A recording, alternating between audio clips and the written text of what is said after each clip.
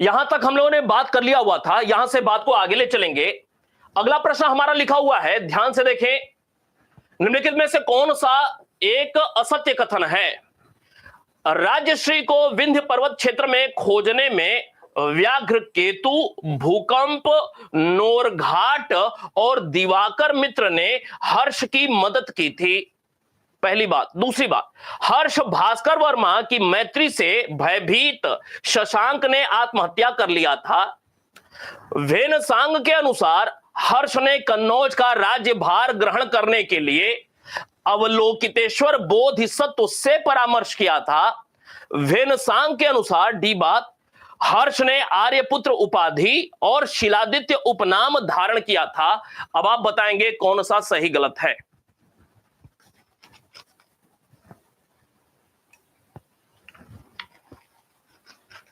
दिखाई दे रहा है बिल्कुल स्पष्ट रूप से।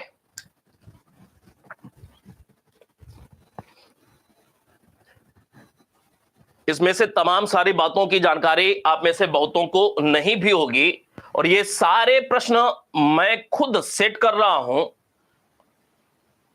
ताकि आप लोग को एक पर्याप्त गहराई वाली, आप अपने दोस्त मित्रों से भी बात करेंगे, इन सारे विषयों में बहुत ज्यादा जानकारी नहीं होगी।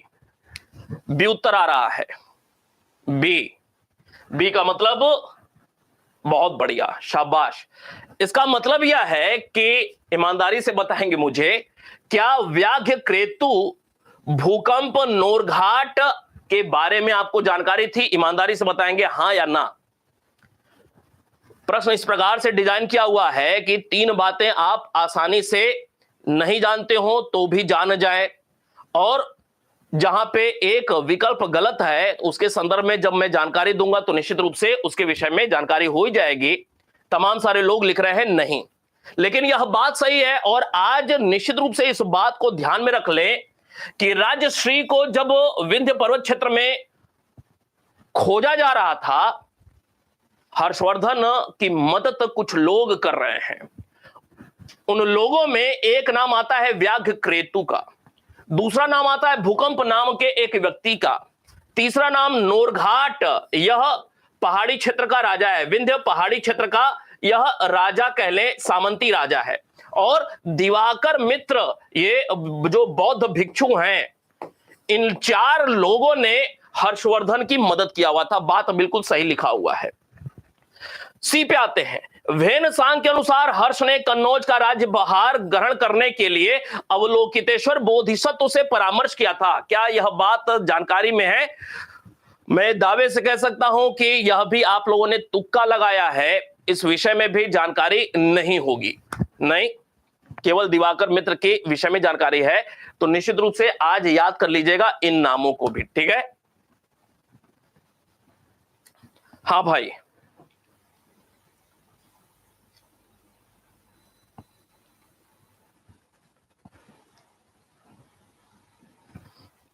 नहीं ना, बिल्कुल जानकारी नहीं होगी, ठीक है। अवलोकितेश्वर बोधिसत्व से परामर्श किया था, यह भी आप याद रखिएगा। क्या है कहानी, मैं बताता हूं। चौथी बात, वेनसांग के अनुसार हर्ष ने आर्यपुत्र उपाधि और शिलादित्य उपनाम धारण किया था, यह भी बात बिल्कुल सही लिखा हुआ है। वेनसांग ये सब जानकारी दे रहा है। अब सुनिएगा, समझिएगा। पहले तो यहां पे यह जो विकल्प था बी, यह गलत हो गया। क्यों? क्योंकि हर्ष भास्कर वर्मा की मैत्री से भयभीत होकर शशांक ने आत्महत्या कर लिया था, आत्महत्या नहीं किया हुआ था। यह भी आप में से अधिकांश लोगों ने तुक्के से ही सही किया होगा। शशांक के विषय में आप जो जानते हैं वह यही जानते हैं कि बौद्ध धर्म का आमतौर पे विरोधी राजा कहा जाता है। हर्षवर्धन के भाई की हत्या करने के षड्यंत्र में शामिल हुआ था, कन्नौज पे कुछ दिन के लिए अधिकार हो गया था, हर्षवर्धन का शशांक के साथ संघर्ष हुआ था। इतनी बात तो निश्चित रूप से सारे लोग जानते हैं, लेकिन आज पूरी कहानी मैं आपको बताता हूं, और हमेशा के लिए शशांक से संबंधित सारी बातें अक्षरशः स्पष्ट रहेंगी। क्यों भाई? जी, धोखे से मारा था निश्चित रूप से, ठीक है। ठीक है, बिल्कुल। चले अब ध्यान से देखेंगे जो मैं बता रहा हूं। एक है गंजाम लेख। पहले तो ये कि हर्ष और शशांक के बीच जो तनाव की स्थिति पैदा हुई थी वह 606 ईस्वी में पैदा हुई थी, इसमें तो किसी को दो राय नहीं है। 606 ईस्वी में हर्षवर्धन और शशांक के बीच वैमनस्यता संघर्ष की स्थिति पैदा हुई थी। क्लियर है बात। अब इसके बाद शशांक की स्थिति क्या हुई उस पर हम लोग थोड़ी सी बात करते हैं। एक है गंजाम, उड़ीसा में है ना, गंजाम जिला है। गंजाम से एक लेख प्राप्त हुआ है, गंजाम लेख, जो कि 619 ईस्वी का है। 619 ईस्वी। इस गंजाम लेख में शशांक को महाराजा धीराज, शशांक को महाराजा धीराज कहा गया है। कहां? गंजाम लेख में शशांक को महाराजा धीराज कहा है। गंजाम लेख कब का है? 619 ईस्वी का। महत्वपूर्ण बात क्या है कि इस लेख के माध्यम से यह स्पष्ट हो रहा है कि शशांक जो है बंगाल, फिर इसके अलावा उड़ीसा क्षेत्र का शासक था। यह गंजाम लेख की बात है। क्लियर है बात? बिल्कुल प्रीति जी, खूब खूब ठीक है, समझे। गंजाम लेख की बात हो गई। इसके बाद एक लेख आता है मिदनापुर लेख। मिदनापुर लेख, मिदनापुर कहां पे है? बंगाल में, आपको जानकारी होगी। यह लेख है 629 ईस्वी का। कब का? 629 ईस्वी का। शशांक के विषय में बात हो रही है। 629 ईस्वी का मिदनापुर लेख, इसमें शशांक के नाम का उल्लेख है। शशांक के नाम का उल्लेख है और उसके संदर्भ में कुछ बातें लिखी हुई हैं। लेकिन एक बात कि इस लेख में शशांक को महाराजा धीराज नहीं कहा गया है। महाराजा धीराज नहीं कहा गया है। याद रहेगी बात। ये दो बातें हुई। अब एक तीसरी बात कि 637 ईस्वी, 637 ईस्वी की बात है।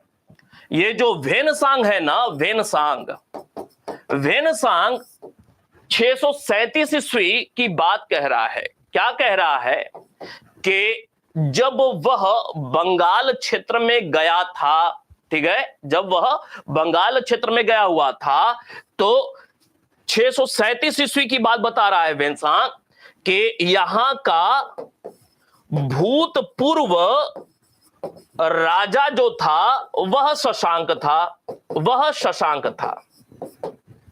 बात स्पष्ट है। समझने की बात यह है कि 629 ईस्वी, 629 ईस्वी में शशांक अभी जिंदा है। 629 ईस्वी मिदनापुर लेख से स्पष्ट होता है कि शशांक अभी जिंदा है। ठीक है। और इसी 629 ईस्वी में एक मुद्रा प्राप्त हुई है। मुद्रा प्राप्त हुई है। किसकी मुद्रा? शशांक की एक मुद्रा प्राप्त हुई है इसी 629 ईस्वी में। और शशांक की जो मुद्रा प्राप्त हुई है उसमें महासामंत शब्द का प्रयोग किया गया है। किसका? महासामंत शब्द का प्रयोग किया गया है। शशांक की एक मुद्रा महासामंत, अर्थात ये जो शशांक है वह महाराजा धीराज थे। 619 में गंजाम लेख से स्पष्ट हो रहा है। 629 मिदनापुर लेख में महाराजा धीराज नहीं कहा गया है। शशांक की एक मुद्रा इसी वर्ष की प्राप्त हुई जिसमें महासामंत शब्द का उल्लेख है शशांक के लिए। जबकि वेनसांग 637 ईस्वी में कहता है कि बंगाल का भूतपूर्व राजा शशांक था। एक और बहुत महत्वपूर्ण बात आप में से अधिकांश किसी को भी जानकारी नहीं होगी।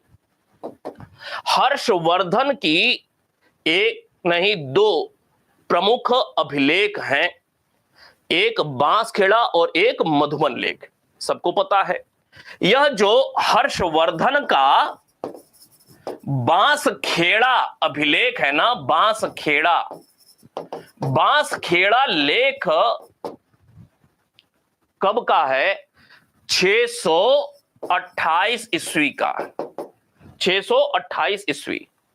और इस बांसखेड़ा लेख का प्रकाशन मतलब आम जनता को समर्पित किया जाना। हर्षवर्धन के द्वारा बांसखेड़ा लेख का प्रकाशन जो है 628 ईस्वी का, यह लेख जो है, यह लेख कहां से प्रकाशित किया जा रहा है? इसका प्रकाशन वर्धमान से किया जा रहा है। कहां से? वर्धमान, बंगाल से किया जा रहा है। बात स्पष्ट है? इसका मतलब समझिए, वर्धमान से प्रकाशित किया जा रहा है। बांसखेड़ा अभिलेख में पूरी हर्षवर्धन की वंशावली दी हुई है, हर्षवर्धन की वंशावली। 628 ईस्वी, 628 ईस्वी में प्रकाशन हो रहा है। कहां से? वर्धमान से। जबकि 629 ठीक अगले वर्ष का एक लेख, मिदनापुर लेख, शशांक से जुड़ा हुआ, जिसमें उसको महाराजा धीराज नहीं कहा गया है। इसका मतलब क्या है? इसका मतलब है कि यहीं कहीं आसपास, यहीं कहीं 627-28 के आसपास क्या किया? हर्षवर्धन की 627-628 में कभी हर्ष ने शशांक को पराजित किया होगा। अब ये पराजय की जानकारी स्पष्ट रूप से नहीं है, यह अनुमान लगाया जा रहा है। बात स्पष्ट हो रही है? शशांक को कभी पराजित किया होगा, पराजित किया होगा। कहीं से इस बात की जानकारी नहीं हो रही है। हर्षवर्धन की मुद्राएं, हर्षवर्धन के दोनों अभिलेख इसके पहले प्रकाशित हो जा रहे हैं। कभी पराजित किया होगा। और इस पराजय का एक अनुमान किससे लग रहा है? ये जो प्रकाशन हो रहा है बंगाल से, बांसखेड़ा अभिलेख का प्रकाशन जो हो रहा है, भाई शशांक बंगाल क्षेत्र का राजा किसी दूसरे के क्षेत्र में जाकर के कोई दूसरा राजा तो कुछ ऐसी गतिविधि नहीं कर सकता है। इसका मतलब कि शशांक को पराजित कर दिया है और शशांक उसके अधीन हो गया है। और इस अधीनता की जानकारी कहां से मिल रही है? अगले ही वर्ष के मिदनापुर लेख से हो जा रही है, शशांक की एक मुद्रा से हो जा रही है 629 ईस्वी का। बात स्पष्ट होगी। ये बहुत दुर्लभ बातें हैं, बहुत खोज करके ही आपको बताई जा रही हैं। ध्यान में रखिएगा, कभी पराजित किया होगा, और जब पराजित हो गया होगा तो यह किस रूप में हो गया होगा? एक सामंत के रूप में हो गया होगा, हर्षवर्धन से चूंकि हारा हुआ है। ठीक है, तो ये कुछ कहानी है शशांक की, जो कि अनुमान पर आधारित है। कुछ साक्ष्यों से जो कुछ जानकारी मिल रही है उसके अनुमान पर कि 627-28 के आसपास कभी हर्षवर्धन ने पराजित किया होगा, उसके बंगाल वाले क्षेत्र पर हर्षवर्धन का अधिकार हो गया होगा, तभी तो यहां से प्रकाशन कर रहा है अपने बांसखेड़ा अभिलेख का 628 ईस्वी का। जबकि 629 ईस्वी के मिदनापुर लेख में और शशांक की जो मुद्रा 629 ईस्वी की प्राप्त हुई है उसमें महासामंत कहा गया है, महाराजा धीराज नहीं कहा गया। इसका मतलब कॉमन सेंस लगता है कि हर्षवर्धन ने पराजित कर दिया था कहीं। क्लियर है बात? क्यों भाई? एक बार सारे लोग स्पष्ट करें, कोई कंफ्यूजन तो नहीं है?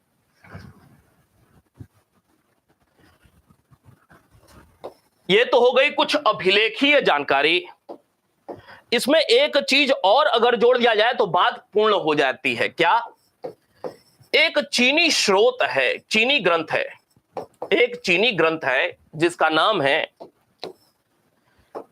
शे किया फेंग चे।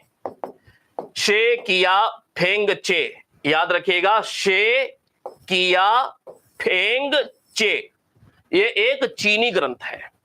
और इस चीनी ग्रंथ में क्या लिखा हुआ है? चीनी ग्रंथ है, समझिएगा, यह एक चीनी ग्रंथ है और शशांक भी बौद्ध धर्म को मानने वाला है और चीनी ग्रंथ है, इसका मतलब चीन बौद्ध लोगों का ही रहा।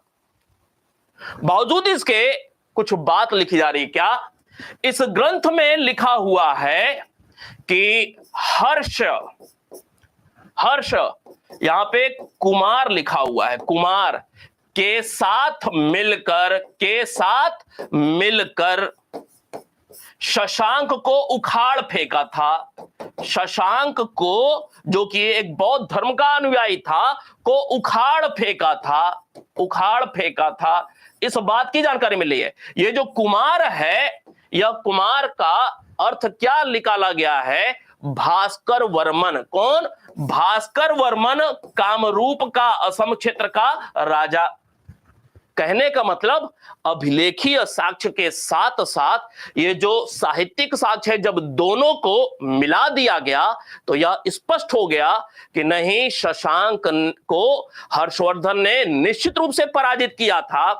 पराजय के बाद महासामंत या सामंत की स्थिति में आ गया था, हर्षवर्धन के अधीन आ गया था शशांक। बंगाल क्षेत्र पर अधिकार हो गया था हर्षवर्धन का। शशांक ने आत्महत्या नहीं की और काफी समय तक वह बाद में भी जीवित रहा था। उम्मीद करता हूं बात निश्चित रूप से आसान महसूस हो रही होगी। ठीक है, तो ये तमाम सारे साक्ष्यों के माध्यम से आपको जानकारी देने का प्रयास किया कि तमाम सारे साक्ष्य जो मिल रहे हैं उसके आधार पे अनेक इतिहासकारों ने यह अनुमान लगाया है। ठीक है, यह हर्षवर्धन के द्वारा डायरेक्टली शशांक की हत्या की जा रही है, उसे हराया जा रहा है। डायरेक्टली इस बात की जानकारी कहीं से नहीं प्राप्त हो रही है, लेकिन जो भी साक्ष्य मिल रहे हैं उसके आधार पर तमाम सारे इतिहासकारों ने यह कहा है कि हर्षवर्धन ने निश्चित रूप से शशांक को पराजित किया था। आगे बात को ले चलेंगे। चले, अब यहां पे एक बात और, इस पे हमने बात कर लिया। यहां पे एक बात और जो कि आपको निश्चित रूप से जानने की जरूरत है। ये जो दिवाकर मित्र हैं, दिवाकर मित्र की हर्षवर्धन से मुलाकात हुई थी। कहां पर हुई थी? हर्ष की मुलाकात विंध्य क्षेत्र में हो रही है। नहीं, विंध्य क्षेत्र में सर्वप्रथम मुलाकात हो रही है। अब प्रश्न यह कभी नहीं पूछा हुआ है, निश्चित रूप से कभी ना कभी आने वाले दिनों में प्रश्न बन सकता है। क्या? कि यह जो विंध्य क्षेत्र में बौद्ध भिक्षु दिवाकर सेन के साथ मुलाकात हुई हर्षवर्धन की, तो मुलाकात किसके माध्यम से हुई थी? क्लियर है बात? हर्षवर्धन की बौद्ध भिक्षु दिवाकर सेन के साथ जो प्रथम मुलाकात विंध्य क्षेत्र में हो रही है, यह मुलाकात किसने करवाई हुई थी? कोई बताएगा? जी शोभित जी, यह मुलाकात किसके द्वारा कराई गई थी? याद रखिए, एक नाम ये जो व्याघ्र केतु है, ये जो व्याघ्र केतु नाम लिखा हुआ है, एक ये एंड एक नाम है संघात। ये दो व्यक्ति हैं, व्याघ्र केतु और संघात नाम के दो व्यक्तियों के द्वारा यह मुलाकात कराई जा रही है। याद रहेगा, भंडी नहीं, व्याघ्र केतु और संघात के द्वारा मुलाकात कराई जा रही है।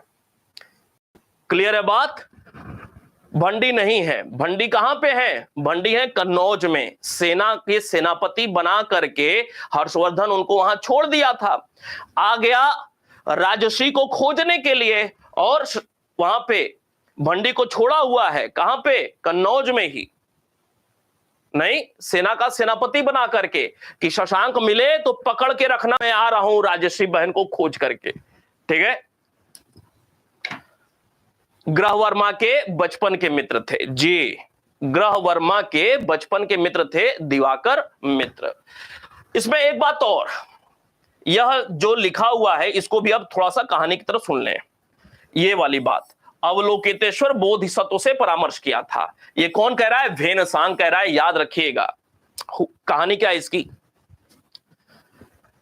जब 606 ईस्वी में राजश्री को खोज लेता है, नहीं, राजश्री को खोजने के बाद तत्काल हर्षवर्धन राजश्री को लेकर के कन्नौज जाता है।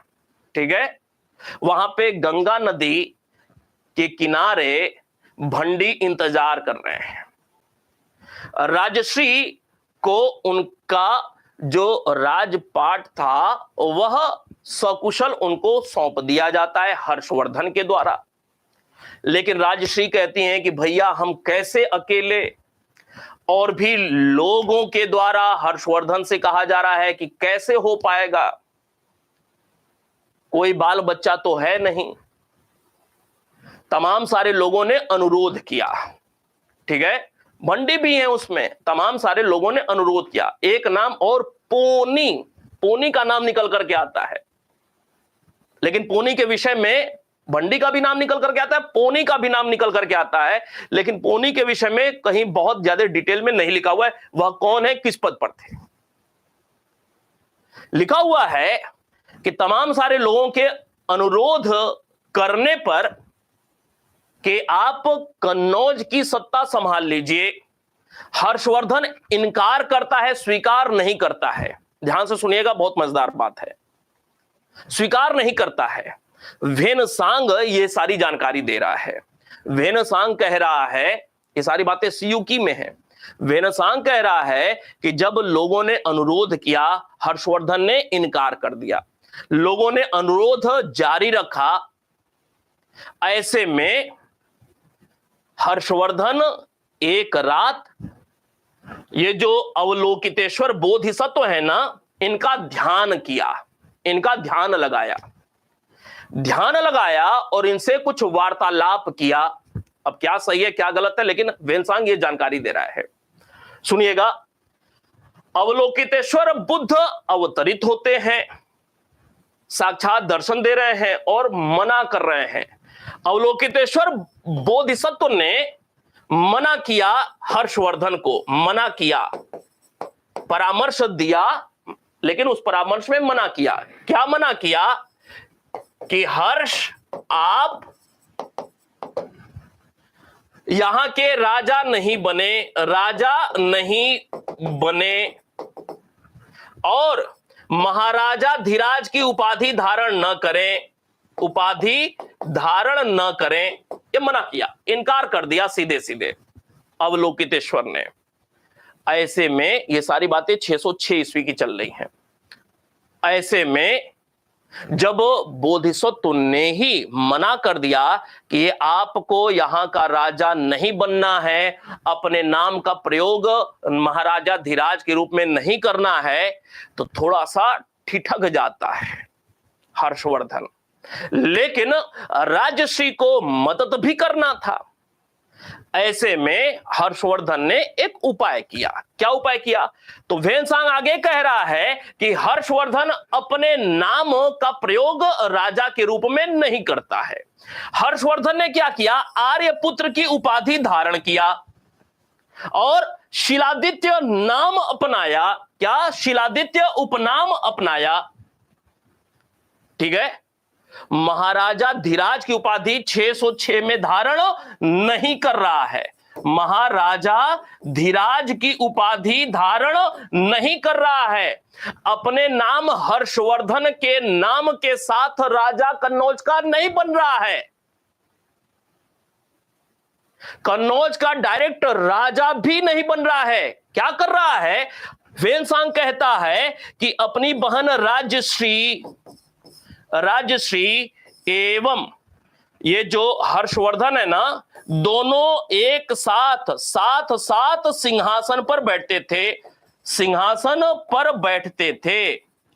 बात स्पष्ट हो रही है? इस बात की और ज्यादा प्रामाणिक जानकारी एक और किताब से होती है। एक किताब है चीनी ग्रंथ, जिसका नाम है, अब ये ग्रंथों का नाम आपको ध्यान में होना चाहिए, एक इधर पहले ही बता दिया है, फेंग ची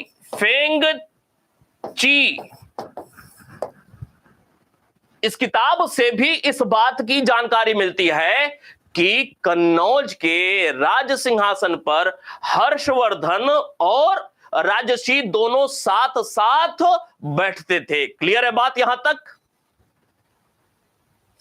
क्यों भाई?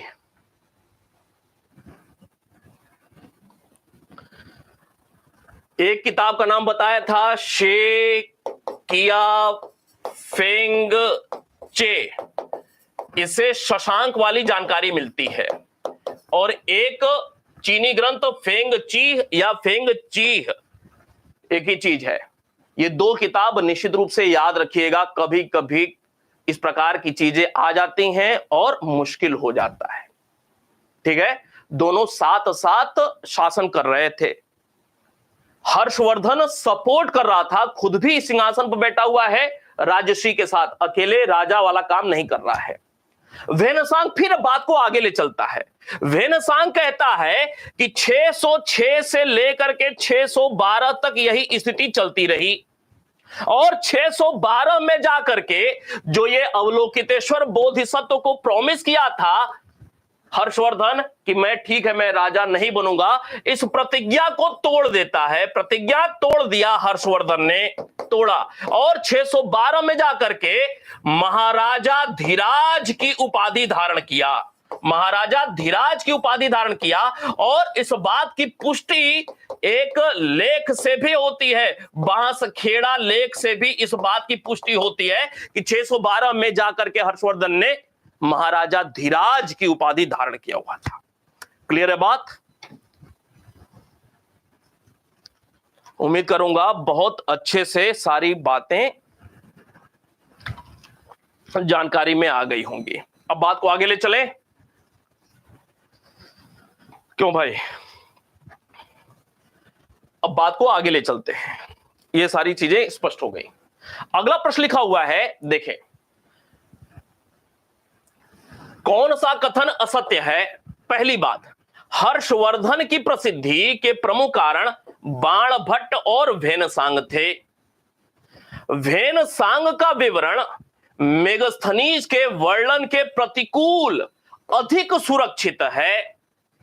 वेनसांग की रचना फाहियान की अपेक्षा अधिक व्यवहारिक और ऐतिहासिक महत्व की है।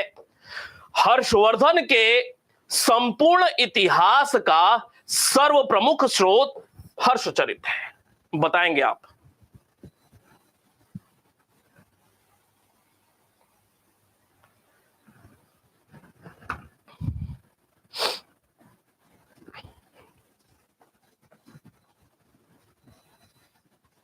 अभिजीत जी, इस प्रकार की कोई बातें न मुझे अच्छी लगती हैं, न मैं तनिक भी इंटरेस्ट लेता हूं। क्लास में इंटरेस्ट खूब है मुझे और मैं अनुरोध करूंगा कि इस प्रकार की कोई बात आगे से नहीं लिखिएगा, ठीक है?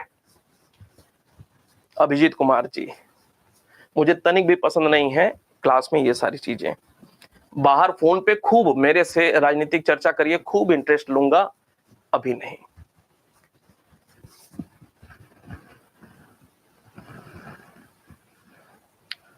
क्या हो गया है वो उत्तर? पहले आप उत्तर कर लें, उसके बाद मैं बताता हूं।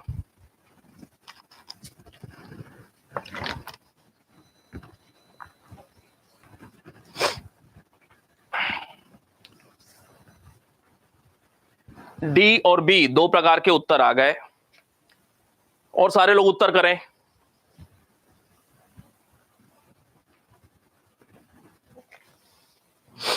जो भी कुछ पढ़िए ऐसा पढ़िए कि आपसे बेहतर कोई न जाने।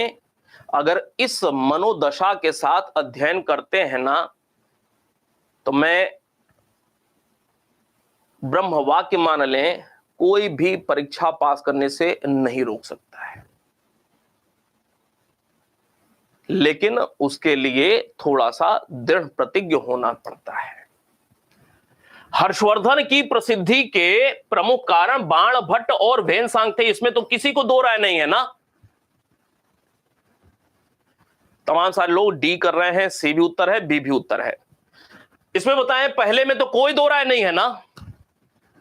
वेनसांग का विवरण मेगस्थनीज के वर्णन के प्रतिकूल अधिक सुरक्षित है। क्यों यह बात लिखी हुई है? एक तुलना की जा रही है। वेनसांग का विवरण ज्यादा प्रामाणिक माना जाएगा या मेगस्थनीज का? दूसरी बात, वेनसांग के विवरण के साथ कोई तोड़ मरोड़ तो नहीं हुआ है? क्या मेगस्थनीज के विवरण के साथ तोड़ मरोड़ हुआ होगा? निश्चित रूप से। क्यों? क्योंकि मेगस्थनीज की इंडिका तो खो गई, मूल स्वरूप वाली।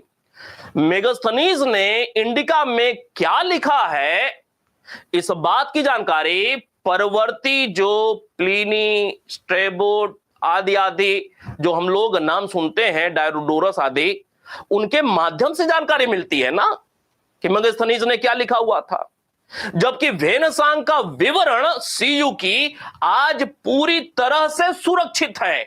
तो यह निश्चित रूप से एक तुलना तो आपको स्पष्ट होनी चाहिए। तो यह बात बिल्कुल सही लिखी हुई है और जिन्होंने बी उत्तर किया था उनकी बात गलत हो जा रही है। सी पे आते हैं। वेनसांग की रचना फाहियान की अपेक्षा अधिक व्यवहारिक और ऐतिहासिक महत्व की है। बात बिल्कुल सही लिखा हुआ है। क्यों? क्योंकि ये जो फाहियान है, इनके लेख में बहुत हद तक पारलौकिकता की बातें की गई हैं। एक बात, पारलौकिकता की बातें की गई हैं। वेनसांग के विवरण में यह लौकिकता पर ही जोर दिया गया है, पारलौकिकता की बातें नहीं की गई हैं। बाद का जीवन क्या होगा, निर्वाण प्राप्त करने के बाद क्या होगा, इस प्रकार की तमाम सारी बातें लिखी हुई हैं फाहियान के लेख में। दूसरी बात, फाहियान के लेख में कहीं भी क्या तत्कालीन राजा के नाम का उल्लेख है? फाहियान के लेख से क्या तत्कालीन शासन प्रबंध और समस्त राजनीतिक गतिविधि की जानकारी मिलती है? नहीं। फाहियान के लेख की तुलना में वेनसांग का लेख ज्यादा प्रामाणिक, ज्यादा ऐतिहासिक महत्व का हो जाता है। क्यों? क्योंकि वेनसांग ने नाम के साथ घटनाओं का उल्लेख किया हुआ है। वेनसांग, आप जानते होंगे कि वेनसांग हर्षवर्धन का कितना नजदीकी था। नहीं, वेनसांग हर्षवर्धन का कितना नजदीकी था? चंद्रगुप्त द्वितीय विक्रमादित्य का उतना नजदीकी फाहियान कभी नहीं रहा। तो ये जो फाहियान की अपेक्षा अधिक व्यावहारिक और ऐतिहासिक महत्व की है, बात बिल्कुल सही लिखा हुआ है। डी पे आते हैं। हर्षवर्धन के संपूर्ण इतिहास का सर्वप्रमुख स्रोत हर्षचरित है। क्या यह बात सही लिखा हुआ है? नहीं, यह बात ही गलत लिखा हुआ है। जो भी लोग डी विकल्प का उत्तर कर रहे थे बिल्कुल सही कर रहे हैं। क्यों? क्योंकि आपको जानकारी होगी कि हर्षवर्धन 606 से लेकर के 647 ईस्वी तक शासन करता है। नहीं, क्या हर्षचरित से यह पूरे इतिहास की जानकारी मिलती है? तो उत्तर है नहीं। हर्षचरित से किस वर्ष तक की जानकारी मिलती है? आप में से सारे लोग बताएंगे। हर्षचरित से किस वर्ष तक की जानकारी मिलती है? बस वर्ष मैं पूछ रहा हूं, वर्ष बताएंगे जी। और भी ग्रंथ हैं, लेकिन मैं जो पूछ रहा हूं सुप्रिया जी उस बात को समझें। हर्षचरित से हर्षवर्धन के किस वर्ष तक की जानकारी मिलती है? 606। मनीषा जी बहुत बढ़िया, बहुत बढ़िया। 606 हर्षचरित से इससे 606 तक की ही जानकारी मिलती है, ईस्वी तक की जानकारी मिलती है। मतलब अभी हर्ष ठीक से राजा बना भी नहीं है, तभी तक की जानकारी मिलती है। नहीं, 645 नहीं आक्षी, 645 नहीं। क्यों? क्योंकि 606 में ये जो राजश्री है ना, राजश्री की खोज विंध्य क्षेत्र में के साथ ही हर्षचरित अचानक से समाप्त हो जाता है। हर्षचरित समाप्त हो जाता है। क्यों भाई? ये तो सबको पता होगा कि हर्षचरित कितने भाग में है। अभी नीचे प्रश्न है, हर्षचरित अचानक यह किताब इस घटना के साथ समाप्त हो जाती है। जानकारी है ना? तो 606 से लेकर के 647 तक की पूरी जानकारी तो हर्षचरित देता ही नहीं है। नहीं, जब पूरी जानकारी देता ही नहीं है तो हर्षवर्धन के संपूर्ण इतिहास का प्रमुख स्रोत हर्षचरित कैसे हो जाएगा? लेकिन हर्षचरित से 606, अब समझिएगा, हर्षचरित से संपूर्ण वर्धन वंश की जानकारी मिलती है। संपूर्ण वर्धन वंश की जानकारी मिलती है। यह बात सही लिखा हुआ है, यह बात सही है। संपूर्ण वर्धन वंश की जानकारी मिल रही है हर्षचरित से, लेकिन संपूर्ण हर्षवर्धन की जानकारी नहीं मिल रही है। ठीक है। दूसरी महत्वपूर्ण बात, हर्षचरित से हर्ष के आरंभिक दिनों की जानकारी मिलती है। हर्ष के आरंभिक दिनों की जानकारी मिलती है, दिनों की जानकारी मात्र मिलती है। अब बाद के दिनों की जानकारी, बाद के दिनों की जानकारी का स्रोत क्या है? वेन सॉन्ग एंड हर्ष की खुद की जो किताबें हैं, हर्ष की 3 किताबें। इसके अलावा जो विदेशी विवरण हैं, विशेष रूप से चीनी विवरण, वेनसांग के अलावा अब आपको यह भी जानकारी होनी चाहिए कि किन किन विदेशियों ने हर्षवर्धन के शासनकाल की जानकारी दिया है। क्यों भाई? पता होना चाहिए, प्रश्न आएगा भी, मैं बताऊंगा। फिलहाल वेनसांग तो आपको याद होगा। वेनसांग की जीवनी लिखने वाला हुई ली या वी ली, यह भी नाम आपको याद रखना है। मातवा लिन, यह भी नाम याद रखना है। इसके अलावा वांग वेनत्से, यह भी नाम आपको याद रखना है। यह फिलहाल 4 नाम तो याद ही रखिए, अभी 4 नाम निश्चित रूप से याद रखना है। कुछ जानकारी इत्सिंग भी देगा, अप्रत्यक्ष रूप से देगा, डायरेक्ट नहीं, अप्रत्यक्ष रूप से। लेकिन यह 4 जो नाम बताया वह निश्चित रूप से याद रखिए। ठीक है। तो हर्षवर्धन के संपूर्ण इतिहास का सर्वप्रमुख स्रोत हर्षचरित नहीं होगा। बात स्पष्ट है ना? आगे बढ़ जाएं। अब अगले प्रश्न पे आते हैं। लिखा हुआ है, निम्नलिखित में से कौन सा कथन असत्य है? हर्षचरित ऐतिहासिक विषय पर लिखित प्रथम गद्य काव्य है। बी, बाणभट्ट वात्स्यायन गोत्रीय और पृथ्वीकूट के निवासी थे। वात्स्यायन गोत्र के थे और पृथ्वीकूट के निवासी थे। दूसरी बात, बाणभट्ट ने हर्ष के अनुरोध पर हर्षचरित की रचना की थी। चौथी बात, हर्षवर्धन और बाणभट्ट की प्रथम मुलाकात मणितारा स्कंधवार में हुई थी। कितना शानदार प्रश्न है। क्यों भाई? इतना शानदार प्रश्न दावे से कह सकता हूं पहले तो नहीं देखा होगा हर्षवर्धन को लेकर के।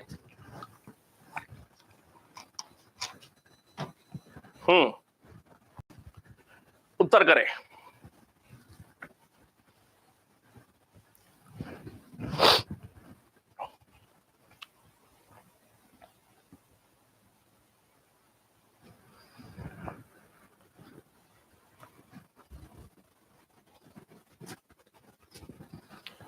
एक उत्तर आया 10 का सी, गलत है भाई, फिर से प्रयास करिए। 10 का ए सुधीर जी आपने लिखा, पवन जी आपने 10 का सी लिखा, मनीषा जी आपने 10 का सी लिखा, फिर से प्रयास करिए। अभिजीत जी आपने 10 का सी लिखा, कुछ लोग ए लिख रहे हैं, कोशिश करिए।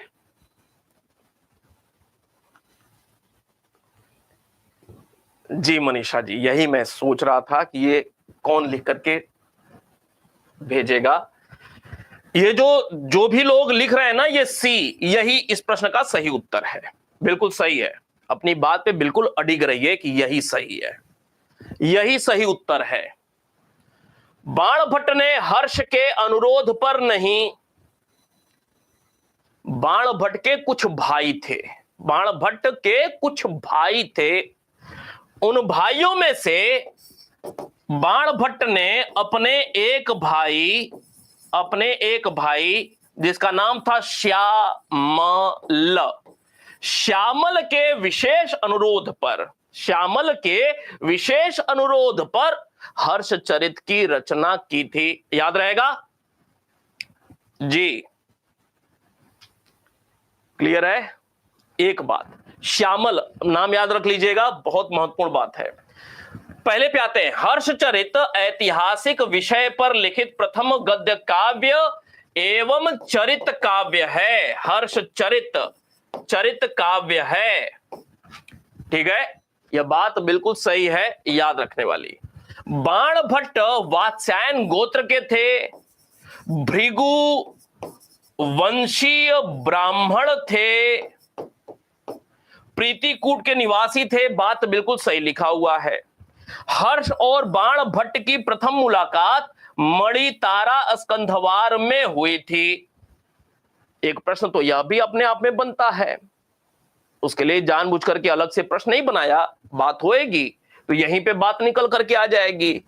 स्कंधवार का मतलब क्या होता है? स्कंधवार का मतलब सैन्य शिविर होता है। क्या होता है? सैन्य शिविर होता है। स्कंधवार का मतलब सबको पता होगा।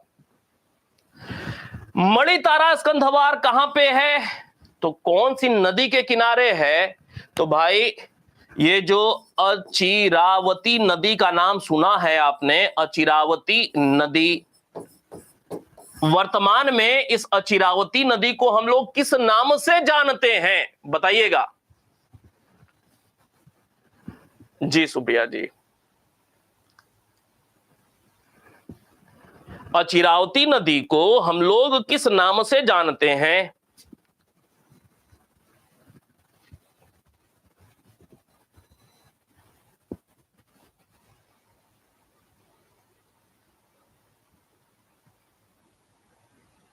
राप्ती।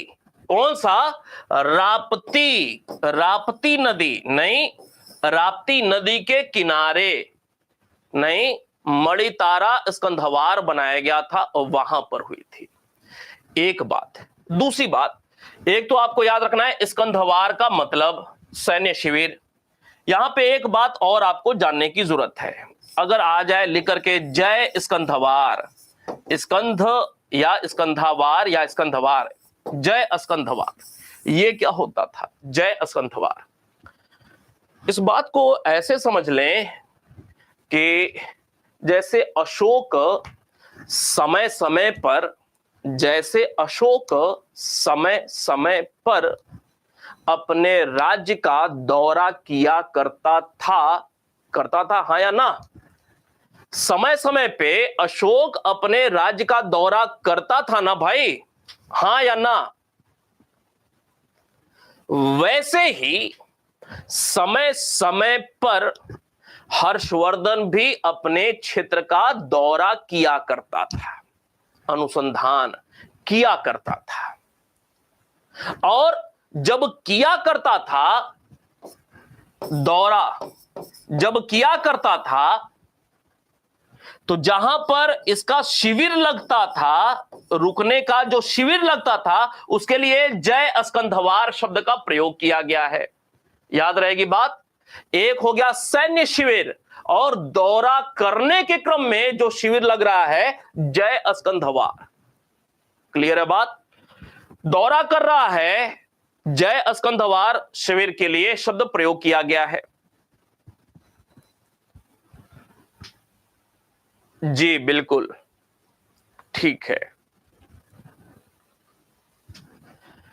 तो ये जो बाणभट्ट और हर्षवर्धन की प्रथम मुलाकात हो रही है, स्कंधवार में हो रही है।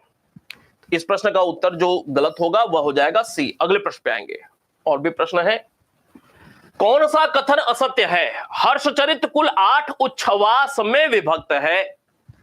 अंतिम 8वें उच्छ्वास में बाणभट्ट की आत्मकथा है। दूसरे उच्छ्वास में उसकी हर्ष से प्रथम भेंट का विवरण है, और चौथे उच्छ्वास में प्रभाकर वर्धन के विवरण के साथ ही उसके पुत्र और पुत्री के जन्म, पुत्र पुत्री के जन्म, पुत्र का मतलब 2 पुत्र हो गए, पुत्री का मतलब 1 पुत्री, और विवाह का उल्लेख है। कौन सा कथन असत्य आप बताएंगे?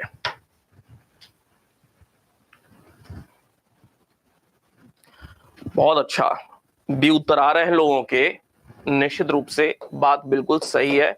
इस प्रश्न में जो उत्तर गलत है वह है अंतिम 8वें उच्छ्वास। उच्छ्वास का मतलब क्या है? उच्छ्वास का मतलब है चैप्टर, अध्याय। तो हर्षचरित कुल 8 अध्याय में बटा हुआ है। हर्षचरित कुल 8 अध्याय में बटा हुआ है। दूसरी बात, ये जो अंतिम 8वां उच्छ्वास है में बाण भट्ट की आत्मकथा नहीं है, यही बात गलत लिखी हुई थी। बाण भट्ट की आत्मकथा प्रथम 3 में देखने को मिलती है, प्रथम 3 अध्याय में। याद रहेगी बात, पहले दूसरे तीसरे उच्छ्वास या अध्याय में बाण भट्ट अपने विषय में बातें लिखा हुआ है। पहले दूसरे तीसरे में पहला का तनिक भी इतिहास की दृष्टि से वैसा महत्व नहीं है पहले का। अब ये जो 8वां उच्छ्वास है, 8वें उच्छ्वास में क्या बात लिखी गई है? इस 8वें उच्छ्वास में राज्यश्री की खोज, राज्यश्री की खोज की जा रही है। इस 8वें उच्छ्वास में ही दिवाकर मित्र का उल्लेख है। किसका? दिवाकर मित्र का उल्लेख है। इस 8वें उच्छ्वास में एक और महत्वपूर्ण बात का उल्लेख है। क्या? इस 8वें वाले में एक और उल्लेख है जो कि आपको पता होना चाहिए, पता नहीं होगा। विंध्य क्षेत्र के विभिन्न धार्मिक संप्रदायों का उल्लेख मिलता है, संप्रदायों का उल्लेख। तो प्रश्न सीधे सीधे कभी पूछा जा सकता है कि बाण भट्ट ने हर्षचरित के किस अध्याय में विभिन्न धार्मिक संप्रदायों का उल्लेख किया हुआ है? उत्तर होगा 8वां उच्छ्वास या अध्याय। याद रहेगी बात? जी बिल्कुल, विंध्य क्षेत्र। विंध्य क्षेत्र कहने का मतलब क्या है? जंगली क्षेत्र। ठीक है, क्लियर है बात? इस पे बात हो गई। अब इस पे आते हैं। दूसरा जो अध्याय है उसकी हर्ष से प्रथम भेंट का विवरण है क्या? क्यों भाई, पता है क्या? यह जो दूसरा अध्याय लिखा हुआ है, क्या उसमें हर्षवर्धन से उसकी भेंट जो मणि तारा स्कंधावार में हुई थी, क्या वह बात सही लिखा हुआ है?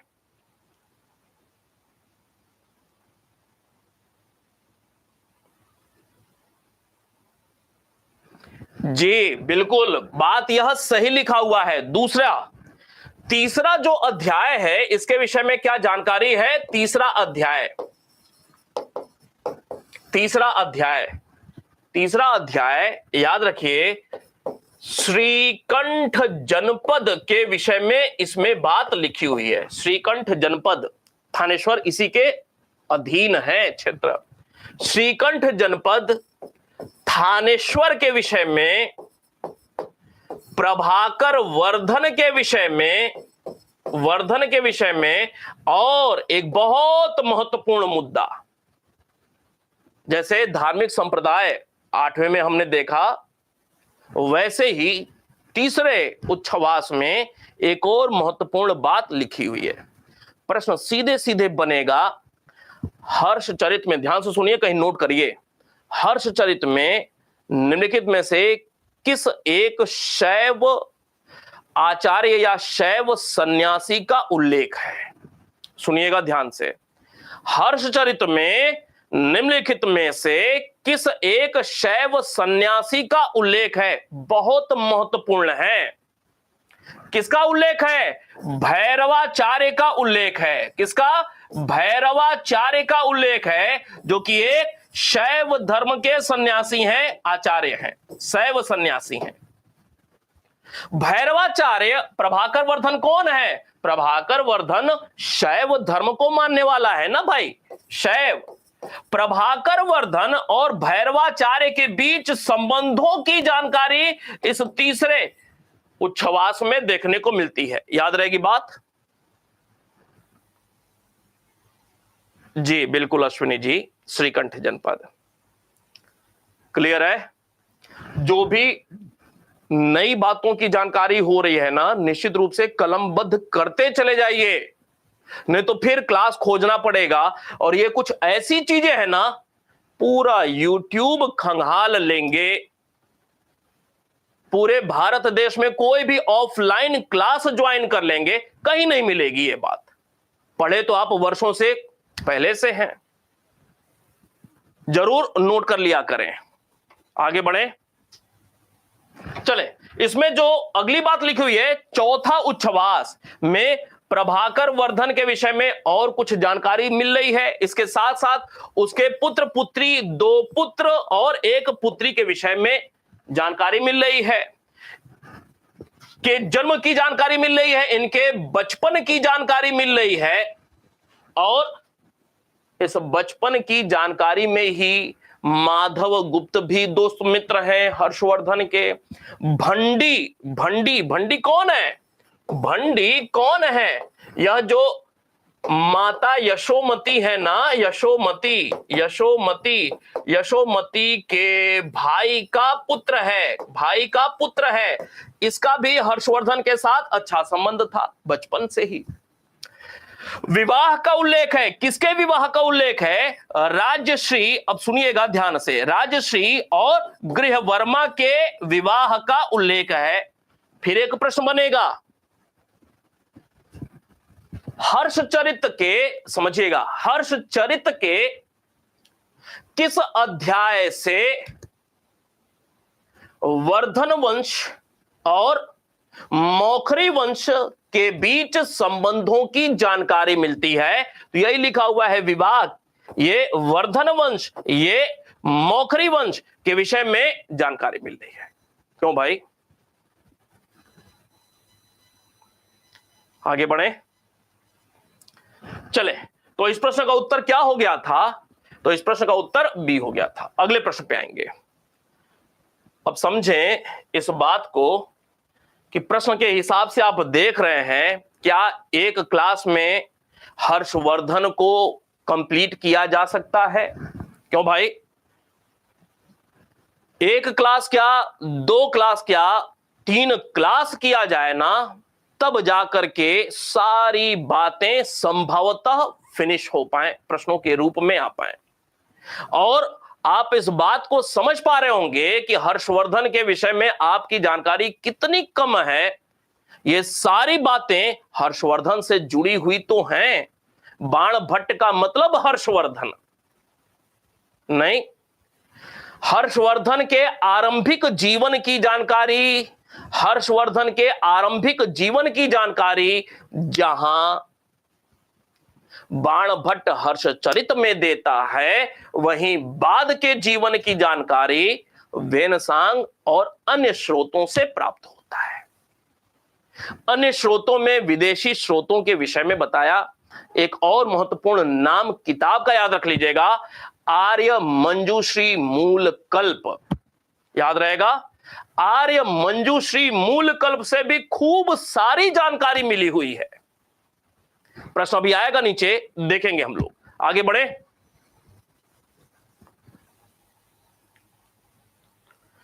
चले। आवाज आ रही है ना भाई? किसने लिखा आवाज आ रही है ना?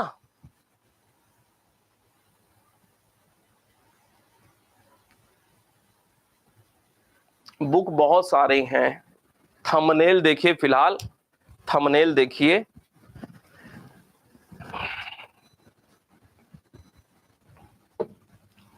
चले ठीक है, फिर अब प्रश्न पे आते हैं।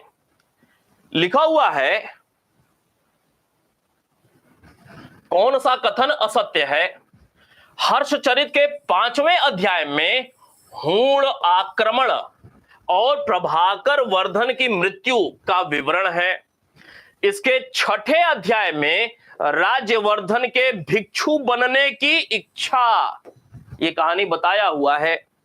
गृहवर्मा की हत्या, राज्यवर्धन की हत्या और हर्ष की प्रतिज्ञा कि शशांक को मार करके छोड़ूंगा, ये प्रतिज्ञा जो अपने सेनापति सिंहनाद के समक्ष लेता है हर्षवर्धन, वो वाली प्रतिज्ञा।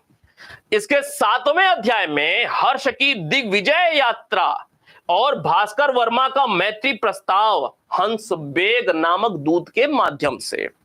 8वें अध्याय में हर्ष की विजयों और साम्राज्य विस्तार का उल्लेख है। कौन सा एक गलत है, बताएंगे।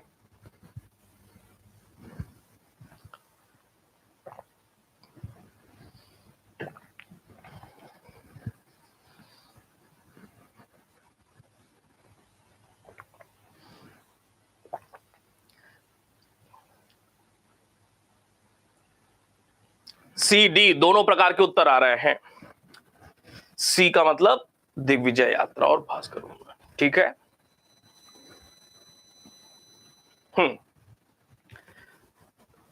एक बात को बस एक बार लिखें, सारे लोग देख भी सकते हैं, सुन भी सकते हैं, ठीक है।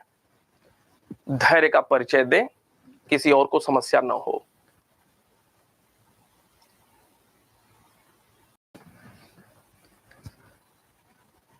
हाँ भाई, इस प्रश्न में पहले पे आते हैं। 5वां जो अध्याय है, जिनको न पता हो नोट जरूर करते रहें। हूण आक्रमण और प्रभाकर वर्धन की मृत्यु की जानकारी इस 5वें अध्याय से देखने को मिलती है। हूण आक्रमण हो रहा है तो यहीं पे एक बात और कि राज्यवर्धन को भेजा जा रहा है, जाओ हूणों को मारो। राज्यवर्धन को भेजना सेनापति बना करके, इस 5वें अध्याय से ही इस बात की जानकारी मिलती है कि हर्षवर्धन को नहीं भेजा था, राज्यवर्धन को भेजा था पिता प्रभाकर वर्धन ने। 6ठे अध्याय में राज्यवर्धन राजा नहीं बनना चाह रहा है, भिक्षु या सन्यासी बनना चाह रहा है। यह बौद्ध है ना भाई, यह बौद्ध है। गृहवर्मा की हत्या, एक प्रश्न और कि हर्षवर्धन के पहले वर्धन वंश में बौद्ध राजा कौन था, ठीक है, ध्यान में रखिएगा। गृहवर्मा की हत्या देवगुप्त के द्वारा, किसके द्वारा? देवगुप्त के द्वारा, मालवा का राजा था। राज्यवर्धन की हत्या किसके द्वारा? शशांक के द्वारा। फिर हर्ष की प्रतिज्ञा का उल्लेख 6ठे अध्याय में। 7वें अध्याय में हर्ष की दिग्विजय यात्रा। ये जो हर्ष की दिग्विजय यात्रा शब्द का प्रयोग किया है ना, समझिएगा। हर्ष की दिग्विजय यात्रा शब्द का जो प्रयोग किया है हर्ष चरित में 7वें अध्याय में, इस दिग्विजय यात्रा का मतलब क्या है? शशांक के विरुद्ध यात्रा, शशांक के विरुद्ध यात्रा। याद रहेगी बात, शशांक के विरुद्ध यात्रा। एक बात। दूसरी बात कि हर्षवर्धन 606 ईस्वी में किस धर्म संप्रदाय का समर्थक था? उत्तर करिएगा जरा।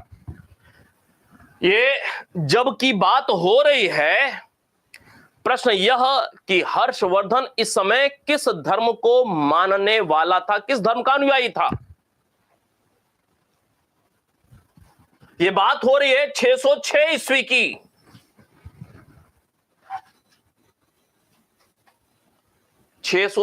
ईस्वी राजश्री के साथ वेनसांग और फेंग चीह चीनी ग्रंथ जानकारी देते हैं कि राजश्री के साथ सिंहासन पर बैठ करके शासन करता था। राजधानी थानेश्वर से कन्नौज स्थानांतरित कर लिया 606 में ही। फेंग चीह और वेनसांग जानकारी दे रहे हैं। और एक संवत भी शुरू किया था 606 में ही, जब कन्नौज के सिंहासन पर बैठता है। ये तमाम सारी जानकारी 606 की ही है, हर्ष संवत नहीं। तो क्या हो जाएगा? फ्रेंडशिप जी बात करिएगा फोन पे, कल अब सुबह बात करिएगा। शैव था ना भाई, जी, शशांक के विरुद्ध। और शशांक कौन है? शशांक कौन है? शशांक भी क्या है? शैव है ना भाई, शैव है, ध्यान में रखना है। धर्म को लेकर के भी बात, बौद्ध विरोधी है, बौद्ध विरोधी है। तो इस कॉन्सेप्ट को ध्यान में रखना है कि ये जो दिग्विजय की यात्रा हो रही है ना, समझिएगा, जो यह दिग्विजय की यात्रा हो रही है, इसका धर्म से लेना देना नहीं है। एक बात। दूसरी महत्वपूर्ण बात, इस दिग्विजय का प्रश्न एक पूछा हुआ है, कॉन्सेप्ट इसी वजह से आपको ध्यान दिला रहा हूं। ये जो दिग्विजय यात्रा है, दिग्विजय यात्रा क्यों कहा जा रहा है? क्योंकि हर्षवर्धन है राजा कहां पे? हर्षवर्धन है राजा यहां पे थानेश्वर, थानेश्वर। और ये जो शशांक है, यहां तक के क्षेत्र पे इसका शासन चल रहा है। क्यों? क्योंकि कन्नौज भी इसके अधीन हो गया है, और दिल्ली के ठीक पहले तक कन्नौज का राजकाज है, कन्नौज के अधीन है सब। तो दिग्विजय की यात्रा जो कर रहा है, वह सीधे सीधे शशांक के विरुद्ध यात्रा है। दिग्विजय की यात्रा सीधे सीधे राजनीतिक है, शशांक के विरुद्ध है। दिग्विजय का मतलब यह तनिक भी नहीं है। क्यों? क्योंकि हर्षचरित तुरंत खत्म हो जा रहा है, 606 ईस्वी में खत्म हो जा रहा है। आगे कितना साम्राज्य विस्तार कर रहा है, किसको किसको हरा रहा है, हर्षचरित से इस बात की जानकारी नहीं मिलती है। हर्षचरित से साम्राज्य विस्तार की तनिक भी जानकारी नहीं मिलती है। याद रखिएगा, बहुत महत्वपूर्ण कॉन्सेप्ट है। हर्ष के साम्राज्य विस्तार की जानकारी का सबसे ऑथेंटिक प्रामाणिक साक्ष्य चीनी यात्री प्रस्तुत करते हैं। हर्ष के साम्राज्य विस्तार की जानकारी या तो चीनी यात्री प्रस्तुत करते हैं या कुछ अभिलेख प्रस्तुत करते हैं। तो यह जो दिग्विजय है, भास्कर वर्मा का मैत्री प्रस्ताव, यह बात बिल्कुल सही लिखा हुआ है। ये जो 8वें अध्याय में हर्ष की विजयों और साम्राज्य विस्तार का उल्लेख है, यह गलत लिखा हुआ है। कहीं भी उसके साम्राज्य विस्तार का उल्लेख नहीं किया गया है। ठीक है, आगे बात को ले चले।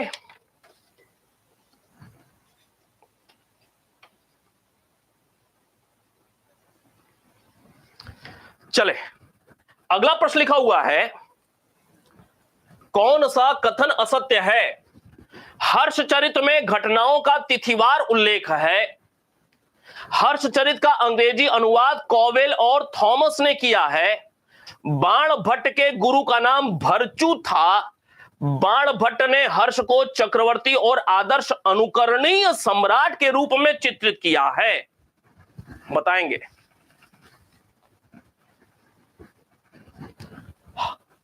बाणभट्ट के गुरु का नाम भरचू था।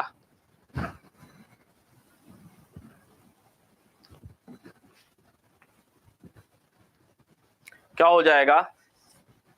जी मनीषा जी, बहुत बढ़िया।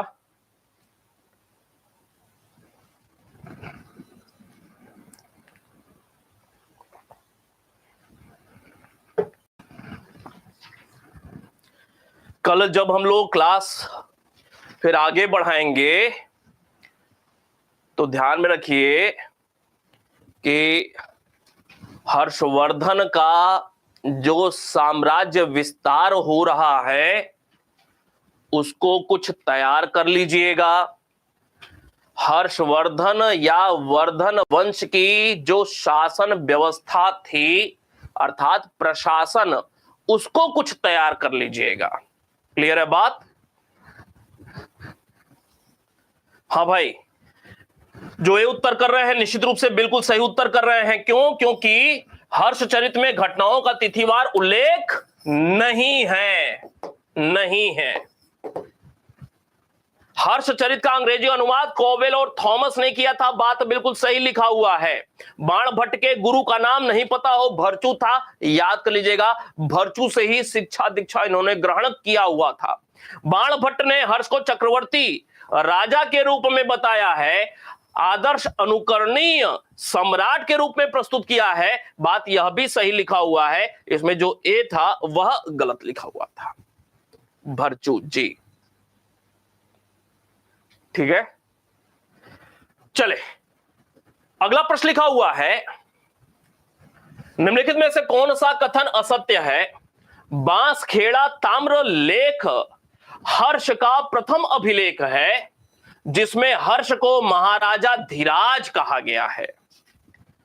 इसमें अर्थात बांसखेड़ा ताम्रपत्र लेख में नरवर्धन से राज्यवर्धन तक संपूर्ण वंशावली राजमाताओं के नाम सहित दिया गया है। इसमें अहिच्छत्र भुक्ति के मरकट सागर नामक गांव को दान में दिए जाने का उल्लेख है। इसमें श्रावस्ती भुक्ति के सोमकुंड गांव को दान में दिए जाने का उल्लेख है। कौन सा कथन असत्य है? बहुत बढ़िया मनीषा जी, शाबाश भाई, बहुत बढ़िया। अब याद कर लें, सीधे सीधे एक लाइन में इन बातों को ध्यान में रख लें कि यह जो बांसखेड़ा ताम्र लेख है ना, ताम्र लेख है, पहले तो यह समझ लें, पत्थर लेख नहीं है, ताम्र लेख है, का प्रथम अभिलेख है। हर्षवर्धन का प्रथम अभिलेख कौन सा है? बांसखेड़ा ताम्र लेख। हर्ष को इसमें महाराजा धीराज बताया गया है। इस बांसखेड़ा लेख में नरवर्धन से, प्रभाकर वर्धन से नहीं, नरवर्धन से राज्यवर्धन, कौन? हर्षवर्धन का बड़े भैया राज्यवर्धन द्वितीय, तक संपूर्ण वंशावली राजमाताओं के नाम सहित दिया गया है। याद रखने वाली बात है।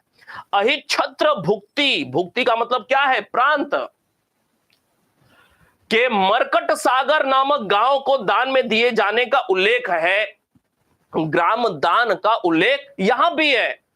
और ये जो श्रावस्ती भुक्ति के सोमकुंडा गांव को दान अर्थात ग्राम दान का उल्लेख जो है वह यहां भी है। और श्रावस्ती भुक्ति के विषय में जो जानकारी मिल रही है ग्राम दान की, वह किससे मिल रही है? यह जो मधुबन लेख है ना, मधुबन लेख, मधुबन लेख से श्रावस्ती भुक्ति के विषय में जानकारी मिल रही है गांव दान करने की।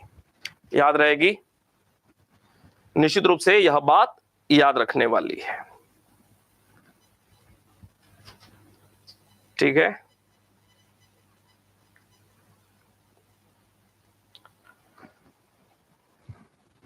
आगे बढ़ जाए।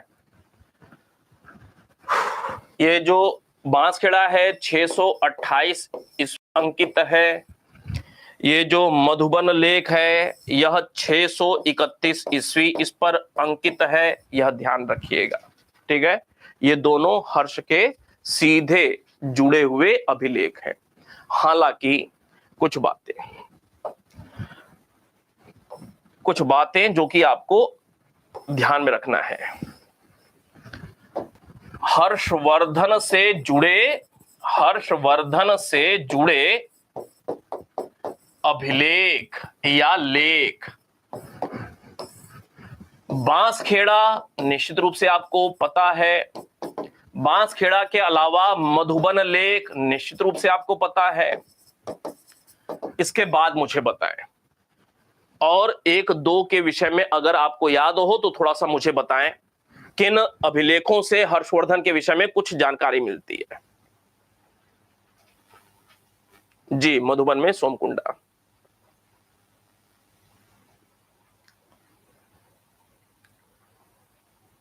एहोल, बहुत बढ़िया। और बताएं।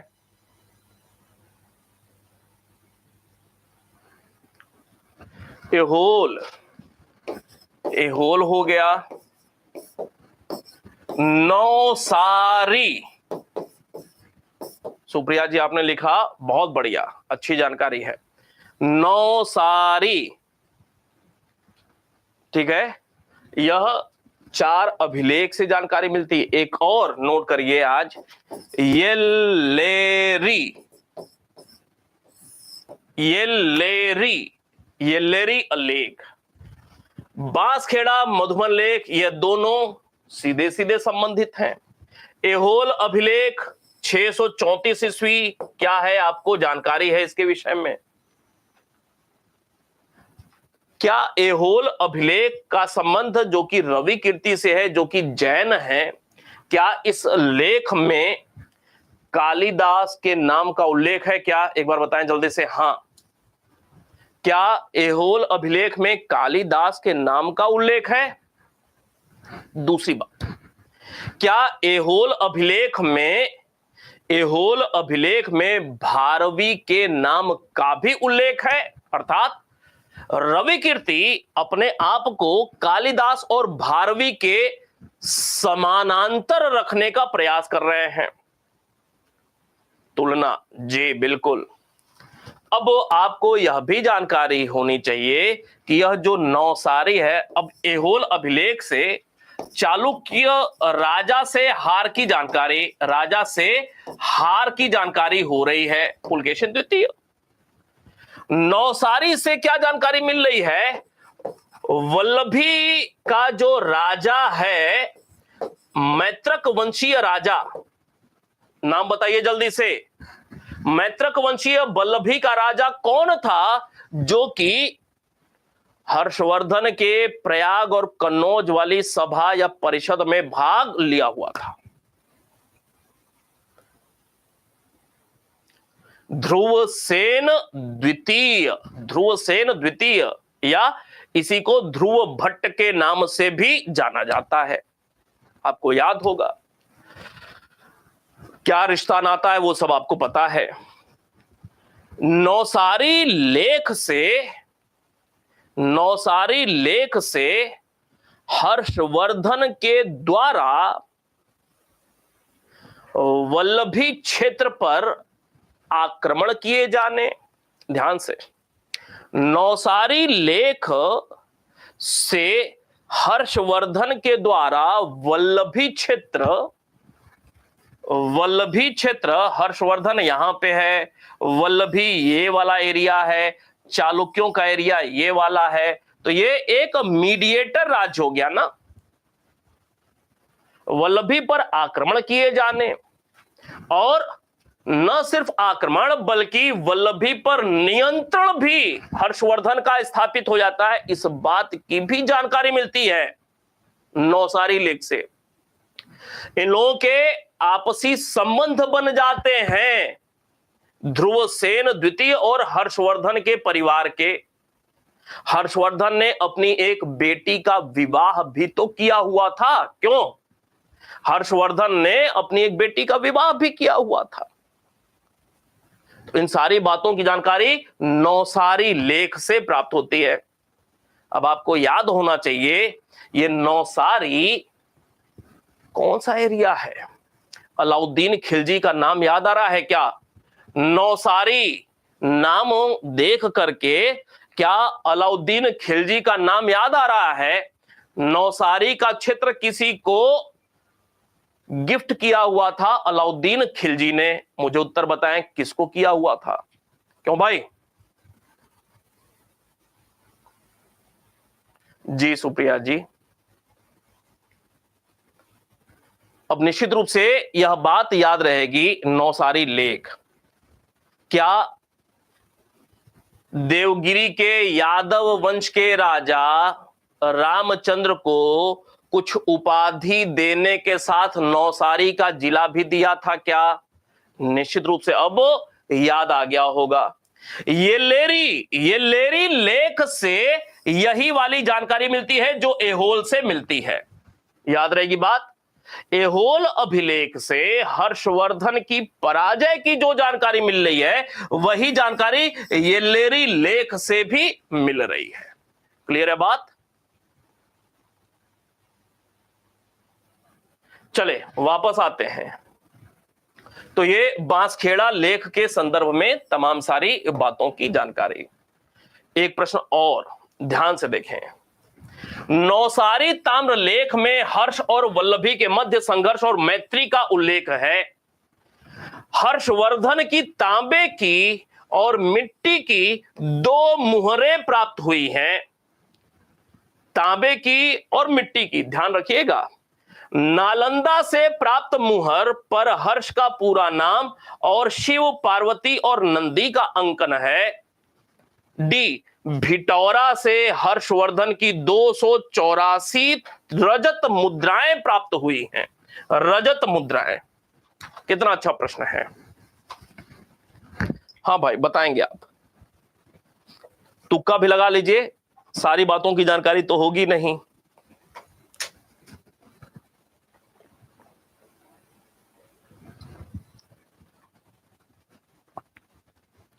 क्या हो जाएगा?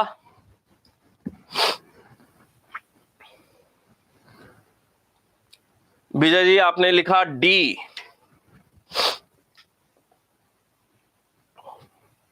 बी, डी, सारे लोग उत्तर करें।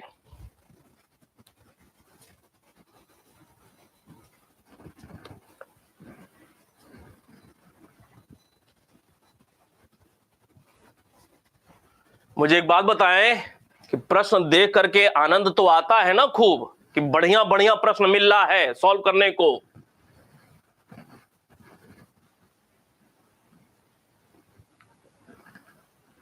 अब इस बात को बिल्कुल ध्यान में रखिएगा कि जो सतही स्तर के जो पुराने प्रश्न रहे हैं ना, उनसे काम नहीं चलेगा। खूब अच्छे से, खूब वृहत जानकारी हो, उसके लिए आगे प्रयास करना है। प्रश्न समय के साथ अपने आप से जटिल होते चले जाएंगे, और कोई भी यह सोचे कि बस जितना पहले जानते थे उतना ही दोबारा से रिवाइज कर लें, तो ये तो सारे लोग काम कर रहे हैं। आप में विशेष क्या है, आप में वह विशेष ज्ञान क्या है कि आप परीक्षा पास करें, आपका चयन हो। तो उस विशेष बनने के लिए विशेष ज्ञान का होना बहुत जरूरी है। हाँ भाई, क्या हो जाएगा? बी, डी दोनों प्रकार के उत्तर आ रहे हैं। अब देखते हैं जरा। भिटौरा कहां पे है? फैजाबाद। फैजाबाद से हर्षवर्धन की रजत मुद्राएं प्राप्त हुई हैं। बात बिल्कुल सही लिखा हुआ है। भिटौरा से, अब याद रखें, भिटौरा ये जो है ना, यहां से 2 राजवंश की मुद्राएं प्राप्त हुई हैं, रजत मुद्राएं। किस किस राजवंश की? याद रखें, मौखरी की प्राप्त हुई हैं। मौखरी पे हमने बात कर लिया है।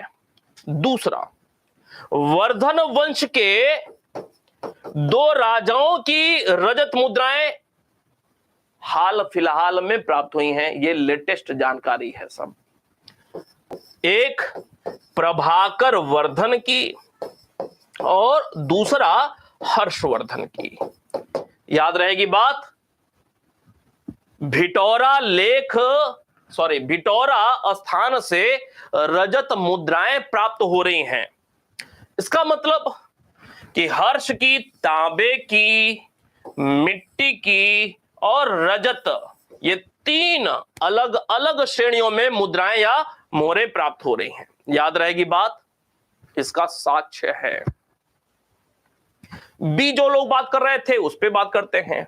हर्ष की तांबे की मुहर प्राप्त हो रही है। यह जो तांबे की प्राप्त हो रही है यह सोनीपत वाली है। कहां वाली है? सोनीपत वाली है। और मिट्टी वाली जो है वह नालंदा से प्राप्त हो रही है। याद रहेगी बात। नालंदा से जो मुहर प्राप्त हो रही है वह कौन सी है जी? मिट्टी की है। और इसमें एक बात, नालंदा से प्राप्त मोहर पर हर्ष का पूरा नाम, ये नालंदा से नहीं, सोनीपत से जो प्राप्त हो रहा है ना, उस पर हर्ष का पूरा नाम क्या लिखा हुआ है? हर्षवर्धन लिखा हुआ है। और शिव, पार्वती और नंदी का अंकन है, यह सोनीपत से प्राप्त हो रहा है। ठीक है।